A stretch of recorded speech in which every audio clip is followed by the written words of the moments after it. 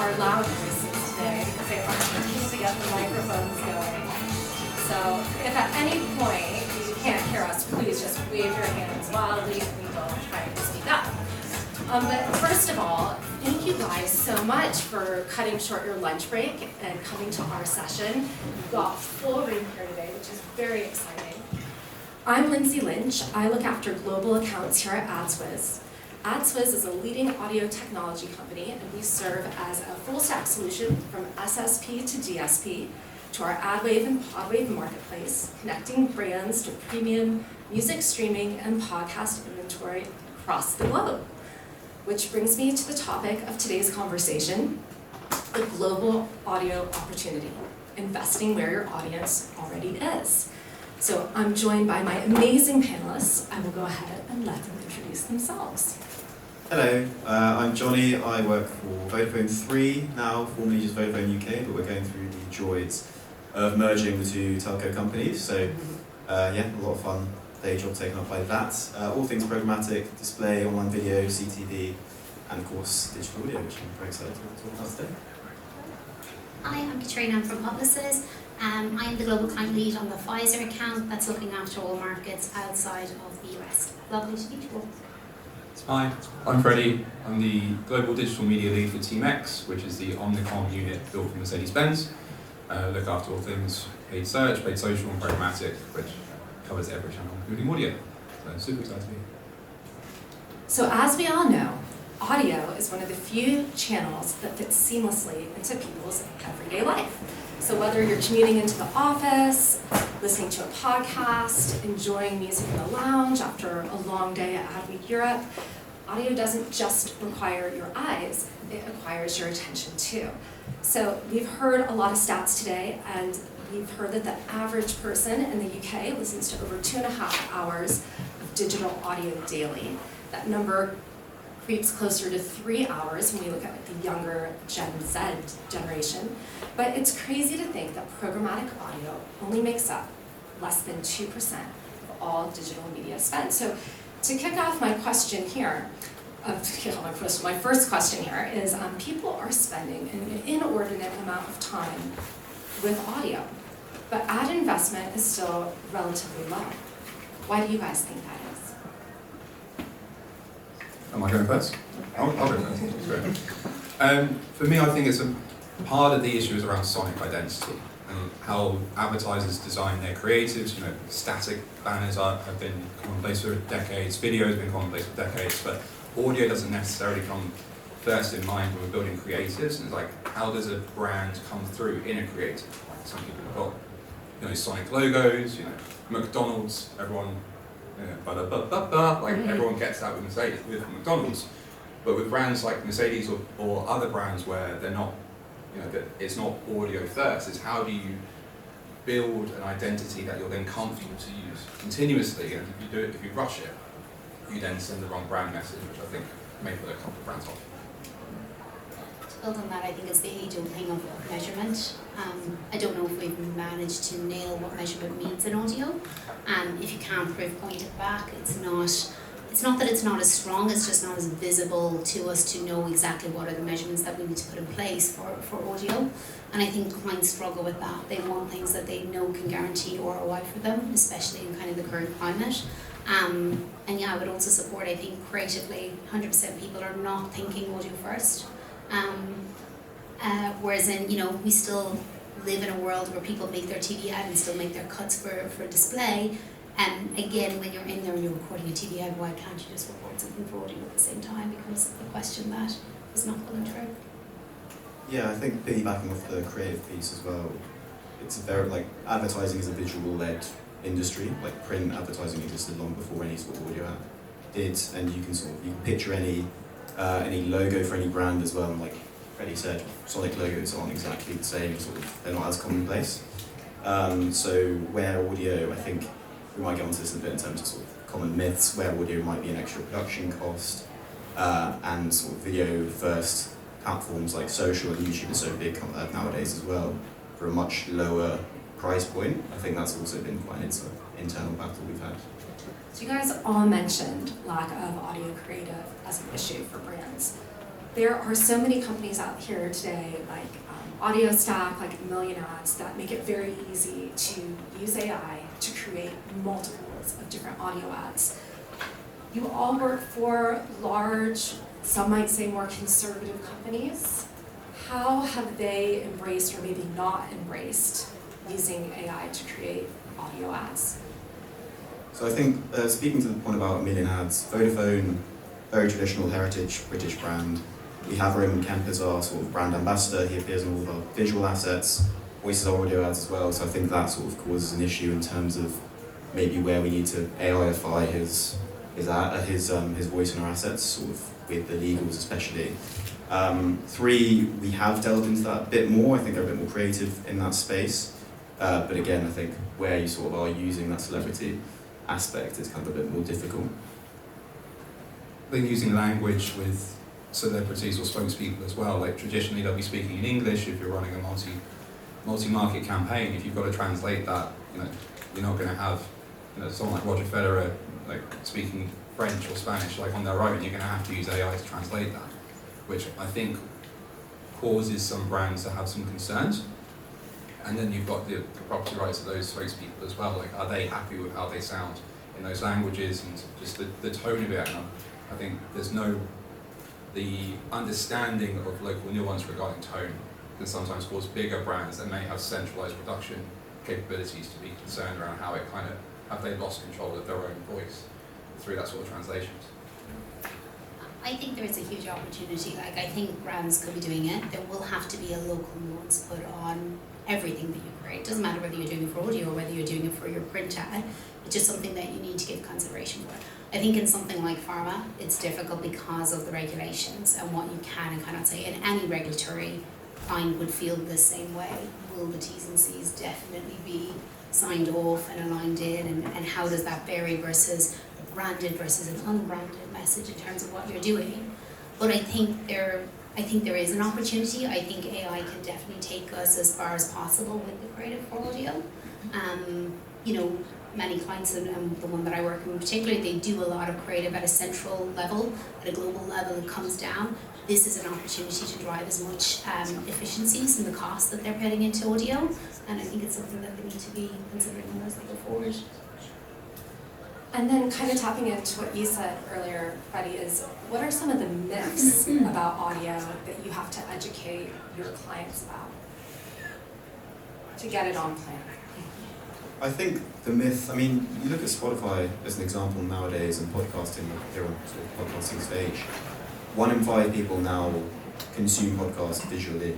So you don't actually have to look at it as a purely audio platform. You can easily repurpose your 6-second, 10-second YouTube social assets to use on Spotify, platforms like that, and save on the production costs. You're still getting a leaned in audience, still tapping into that sort of sense of community you get with those productions as well. So I think that's a sort of common myth, creative-wise.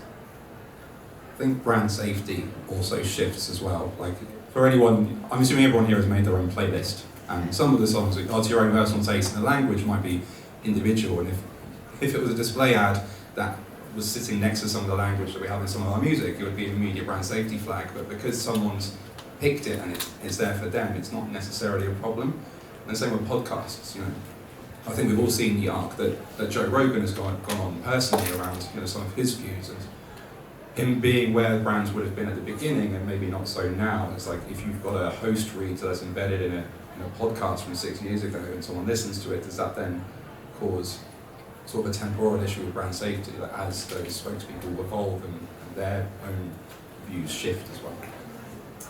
I think I 100% agree on the brand safety, but I would also say that it's the audience piece as well. I think we joked about it earlier that people think that nobody listens to audio once they pass the age of 35, and that's not true. You can reach any audience out there. You just need to be a bit creative around what kind of audio you're thinking about or doing. So I think there's a lot of data out there. I just think people still look at channels through the survey of one.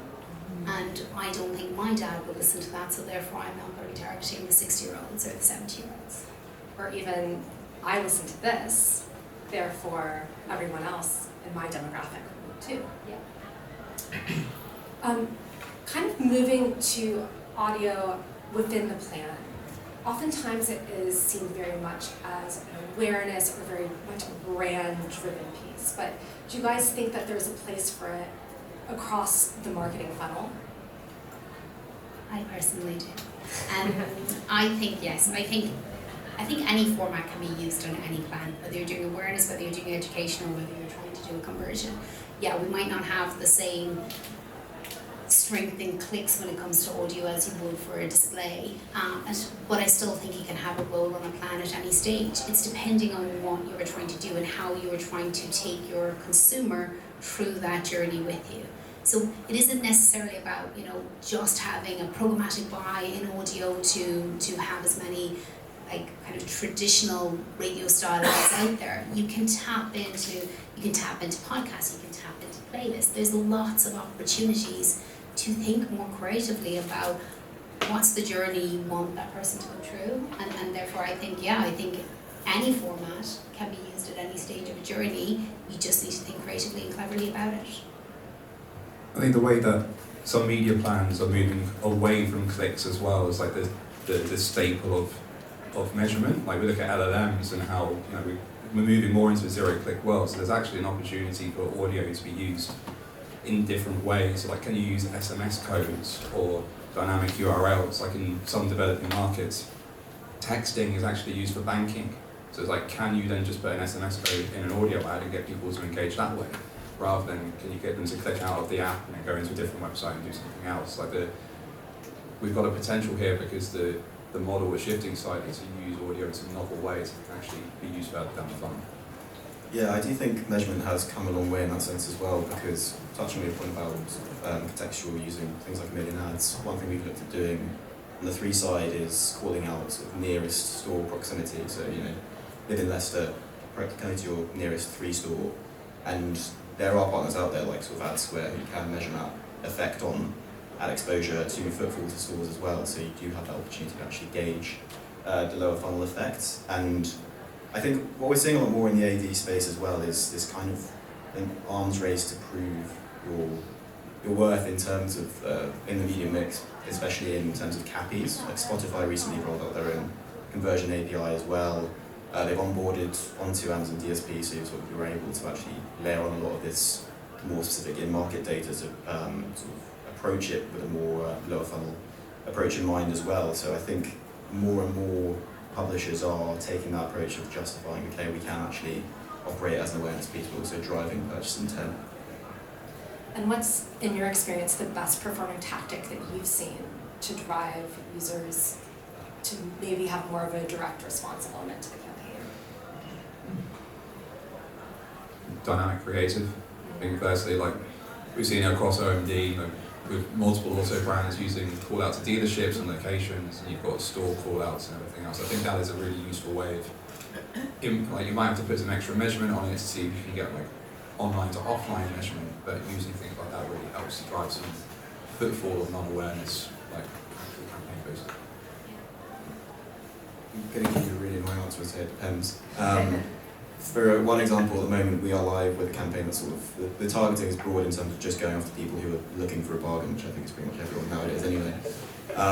But in terms of aligning with kind of podcasts as an entry point, people who are more economically concerned, listening to money, like Rest is Money podcasts, things like that, but also up-weighting in points during the day when you might be on the commute, more leaned into your audio sources, paying more attention to that media you're consuming. So it depends on if it's more of a sort of less, Vodafone bread and butter would be sort of, you know, get £500 off the latest Samsung. I'm not actually offering that, just heads up. But where it's those sort of more consideration focused campaigns as well, there is a bit more nuance in that sense as well. And to move into conversations more around global accessibility, now we have platforms like Spotify, SoundCloud, Apple iTunes that have made both podcasts and music streaming available to everyone, everywhere.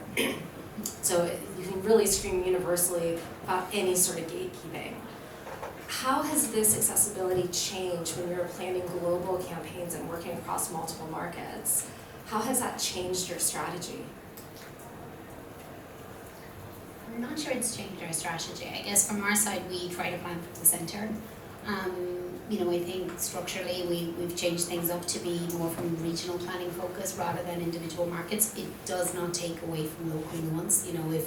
If they're really into skiing in Italy but walking in Germany, that is something that is taken into account for it. But I think what we are trying to come out with most brands, this isn't just specific to the category that I work in, is that, if I'm in Germany and I'm going to France, I want to still recognise the toothpaste that I want to pick up. I'm not going to just change brands because I've crossed a border for it. So it's that part of having consistency across the markets and making sure that your brand shows up, tonally, visually, the same wherever you're going to meet that customer.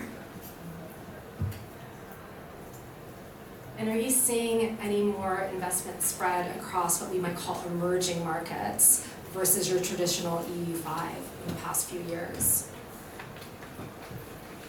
Bits. I think it depends on the campaigns that markets are running as well. Like we have a lot of new car launches, and we'll see things like LATAM or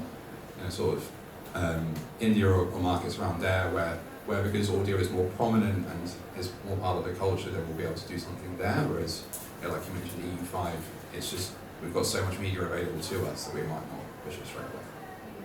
LATAM's a market for us as well. It's not necessarily that there's more budget going in there. I think there's just a higher focus on emerging markets. I think, brands, especially big brands like ours that have been around a while, they've got their staple countries that they continue on, but there is opportunities in all markets. So yeah, I think we're seeing a lot of focus in the LATAM region across all Publicis clients is what I would say, but I would say APAC is probably the other place where, again, we're starting to see clients potentially diversify their channel mix around those markets. And to make it more relevant, as you were saying, we know that there are some markets, like as an example in the Middle East, they are huge podcast fans. It's actually Saudi Arabia has like the most weekly listeners of podcasts globally, which I bet most people don't realize. And I think it's paying attention to those local nuances can really make the difference and tell the story for the brand as well. And then one final question, with multinational brands like the ones you guys work on, what does embracing audio actually look like in practice? I'll go first. I think it goes back to what we said at the beginning around creative and embracing the production behind it. Like if you don't have those parts of the sonic identity, which means you can just roll out audio creative quickly. Like if there's a reactive campaign that's going on, or things like the World Cup, if you want to use audio as a space to get behind that, if you don't have that part of your brand locked down at the beginning, you're not going to be able to move quick enough to take advantage. So it's, what is your sonic logo? What is your sound? What is your voice? How does the tone come about? So then as things react, audio then becomes another part of the strategy, not just something that then requires a second layer of sign. I guess for me it's the regional element of it, just recognizing that, I'm going to put that local nuance in there, but ultimately I can plan this across markets and think about it more holistically. And I think that does come back to the production side of it, of again, just making sure that it's showing up as one message across those markets. Yeah, I'm going to steal a word you just said and go holistic in terms of, we've talked a lot about metric side of things, the fact that it might not be clickable, which may favour other particular formats. Look at the incremental impact you'll see from audio exposure as well. We've had campaigns in the past for broadband where someone who's been exposed to an audio ad as well as a display ad, conversion rates are 5 times higher, 8 times higher when you combine that with CTV and audio as well. So it's the incremental halo effect lower down the funnel that you're seeing with the audio exposure. And I think because of the fact that measurement has come so far, we are actually able to combine those signals and sort of measure that full path for customers as well. We've seen those exact same things, and I think it truly, if you are a brand that's saying you are a multi-channel or omni-channel brand, 1,000% audio should be included in the mix. And then we'll leave everyone with a final thought from our panelists.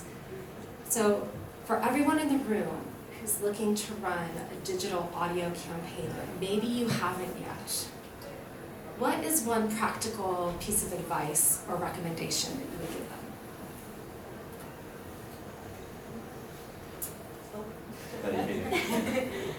Put measurement at the heart of it. I think it's the only way that you can convince clients to continually invest in it. Yes, you got to do a test, put some measurement in place that's realistic behind it, rather than just trying to compare it to other channels. Really look at it as the individual channel that it is, and truly think through that journey of where it's going to show up on your plan and what's the experience your consumer's going to have through it. I think to add to that as well, don't do it as a burst for like 4 or 6 weeks. Have it as something that runs for 6-9 months, and really get the value of this is what is part of the standard media plan that we're going to use constantly, and see that it works. Because, you know, to John's point, the halo effect of it all, and we've seen how it performs once you layer it with other channels within programmatic. Like, that's where the performance comes in, and if you don't give it the time to run, you're not going to see that value. I don't know if mine's strictly practical, but don't see it as a sort of emerging channel with a sense that it carries a lot of risk. I think it's good to look at audio platforms in particular as sort of their own form of social media. You see the conversations that people are having in the comments under podcasts. Like our brand director at our offsite recently said 50% of culture is born in conversation, and you see that with the sort of communities that build around these podcasts as well. So leverage that sort of sense of community that you get from social media, like Reddit, for example. That's why it's so successful for us as well, and build out that identity you've brought across social media platforms into the digital audio space as well. Thank you guys. I think that's all really excellent advice for anyone looking to plan a campaign. And thank you for everyone in the room who's joined us today. That concludes the session.